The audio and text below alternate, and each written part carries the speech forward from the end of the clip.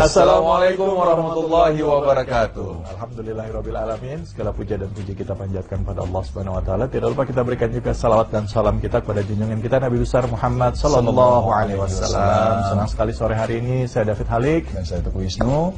Tentunya kita bertemu di ini ya, di Berita Islami Masa Kini. Alhamdulillah Allah Ta'ala memberikan kita nikmat sehat, nikmat waktu luang, sehingga kita bisa belajar bersama-sama di Berita Islami Masa Kini. Betul sekali. Dan seperti juga tema kita yang pertama ini, yang pertama ini cukup menarik sekali. Ini bicara mengenai komitmen kita pada saat kita mengaku sebagai seorang muslim. Yang pertama kali harus kita lakukan adalah mengucapkan dua kalimat syahadat. Dan bahkan beberapa ulama mengatakan pada saat kita mengucapkan kalimat syahadat, kita sudah menjadi seorang muslim. Syaratnya cuma mengucapkan itu saja kita sudah menjadi seorang muslim.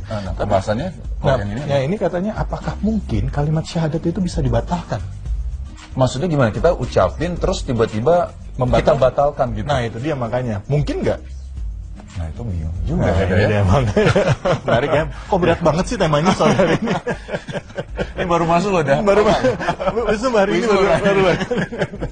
Oke, kita lihat seperti apa pembahasannya. Ini dia beritanya.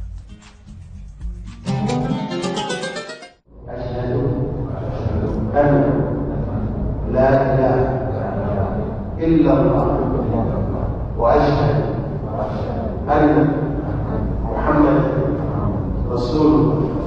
Apakah syahadat bisa dibatalkan? Syahadat bukan sebatas perjanjian lisan dengan mengucapkan kalimat syahadat. Seseorang telah mengikat janji dengan Allah, bersumpah dan siap secara lahir dan batin untuk diatur oleh syariatnya. Namun kita mungkin pernah mendengar bahwa syahadat bisa batal. Apa penyebabnya? Berikut pemaparannya. Ibarat sebuah bangunan, syahadat adalah pondasi. Demikian pentingnya syahadat ini sehingga ia menjadi bagian terpenting sebagai rukun Islam yang pertama.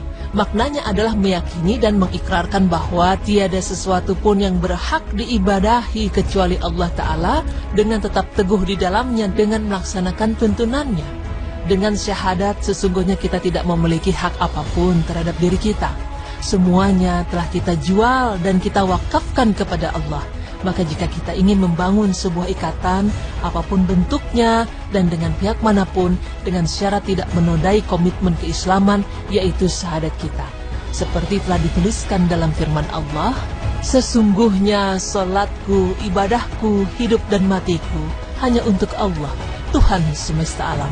Quran Surah Al-An'am ayat 162. Ketika bersyahadat, maka pada saat itu kita harus bangga sebagai muslim. Identitas sebagai muslim harus melekat pada diri kita di mana saja dan kapan saja. Islam adalah darah daging kita. Syahadat kita nyatakan sejak awal keislaman kita dan kita pertahankan sampai akhir hayat kita. Pemirsa beriman, kita mungkin sering mendengar atau belajar tentang hal-hal yang membatalkan sholat, membatalkan puasa, membatalkan zakat, membatalkan wudhu atau mungkin haji. Ternyata syahadat pun bisa batal. Dan mengenai hal ini para ulama berpendapat bahwa sesungguhnya Allah Ta'ala mengikrarkan dua kalimat syahadat sebagai pintu seseorang memasuki Islam dan iman. Dan barang siapa yang masuk Islam dari pintu ini, maka tidaklah ia bisa dikeluarkan kecuali dikarenakan adanya perkataan atau perbuatan atau keyakinan yang membatalkan pernyataan sebelumnya, yaitu dua kalimat syahadatnya. Jumhur ulama mengumpulkan berbagai hal yang bisa membatalkan syahadat menjadi 4 macam, yaitu pertama, segala macam yang mengandung pengingkaran terhadap rububiyah Allah Subhanahu wa Ta'ala atau pencercaan terhadapnya, seperti meyakini bahwa pencipta dan pengatur alam ini adalah selain Allah, atau meyakini bahwa Allah lah yang menciptakan semua makhluk, lalu Allah Ta'ala membiarkannya, tidak mengatur urusannya dan menjaga mereka. Kemudian selanjutnya adalah segala macam yang mengandung pencercaan terhadap nama-nama Allah dan sifat-sifatnya, seperti menafikan bahwa Allah Subhanahu wa Ta'ala memiliki kesempurnaan, kekuasaan atas segala sesuatu, pendengaran atau penglihatannya. Termasuk dalam hal ini juga pengukuhan seseorang bahwa Allah memiliki anak, istri, atau Allah tidur, mengantuk, lengah, atau mati. Lalu hal selanjutnya, segala macam yang mengandung pencercaan terhadap uluhiyahnya, seperti seorang meyakini bahwa ada selain Allah yang berhak diibadahi, atau meyakini bahwa ada selain Allah yang memiliki hak membuat syariat tanpa seizin Allah Ta'ala, memiliki hak untuk menghalalkan yang diharamkan atau mengharamkan yang dihalalkan syariat, merubah batasan-batasan syariat, taat kepada orang-orang kafir atau tauhid atau sembahan-sembahan selain Allah. Lalu yang terakhir, segala macam yang mengandung pengingkaran terhadap risalah atau pencercaan terhadap para sahabat Rasulullah Sallallahu Alaihi Wasallam, seperti orang yang mencerca kejujuran, amanah, ifah, kesolehan akal Rasulullah atau melakukan penghinaan terhadapnya. Termasuk juga mengingkari berita-berita gaib yang datang dari Rasulullah, seperti pengingkaran terhadap hari kebangkitan, perhitungan, syirat, surga, neraka atau lainnya. Termasuk juga orang yang mengingkari sesuatu dari ayat-ayat Al-Quran, ridho kepada kekufuran, dan tidak ridho kepada Islam. Nah, pemirsa beriman, berdasar kepada apa yang telah kami paparkan, komitmen bersyahadat harus kita introdusir secara terus-menerus agar kesadaran hanya Allah yang dijadikan tumpuan harapan dalam kehidupan ini tidak luntur. Semoga Allah senantiasa menetapkan hati kita di jalannya, karena hanya Allah yang berkuasa atas segala sesuatu. Amin ya Rabbal Alamin.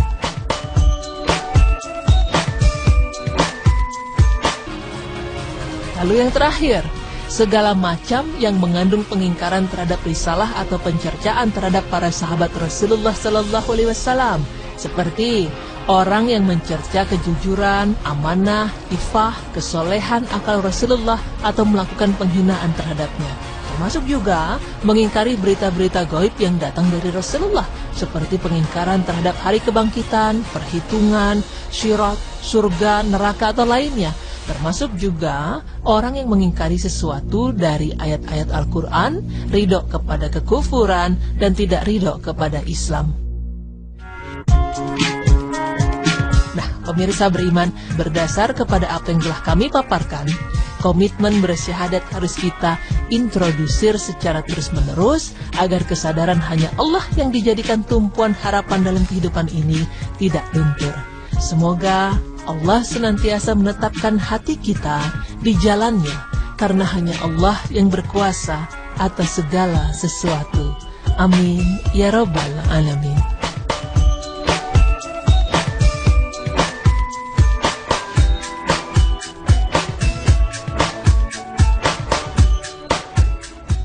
Ya, oke. Berarti memang berhubungan dengan tauhid ya udah ya. Betul. Tauhid rububiyah, uluhiyah, ya. Rububiyah memang tadi segala sesuatu ini kita harus yakini bahwa ini adalah ciptaan Allah Subhanahu wa Ta'ala. Kalau tauhid uluhiyah itu kita harus memang menyembah hanya kepada Allah, tidak boleh kepada yang lain. Jadi jatuhnya kalau misal kita melakukan itu, maksudnya kita menyembah selain kepada Allah, jatuhnya syirik ya. Terus juga masalah kita meyakini bahwa ini ciptaan bukan Allah tapi ciptaan ini ya, itu udah berbahaya udah ya. Betul sekali. Dan buat syahadat kita tadi ya. Betul. Dan yang paling penting lagi pada saat kita mengucapkan kalimat syahadat, kita sadar ada komitmen di sana. Iya. Komitmennya yaitu mengakui Allah yang Esa, Allah yang Ahad, tidak beranak, tidak diperanakan, dan mengakui Nabi Muhammad sebagai Rasulnya. Dan ada komitmen, ada tanggung jawab. Tanggung jawabnya apa? Ya menjalankan semua syariatnya yang sudah ditentukan oleh Allah Subhanahu Wa Taala melalui Rasulnya dan juga yang ada di dalam Al-Quranul Karim. Ya itulah dia. Jadi kita harus menjaga komitmen kita pada saat mengucapkan kalimat syahadat. Komit nggak kita? Nah, dan konsisten nggak kita? Istiqomah lah bahasanya. Nah, gitu, ya, bahasanya begitu. Nah, setelah ini juga ada berita menarik lagi. Bicara apa nih Nur ya kita Nur?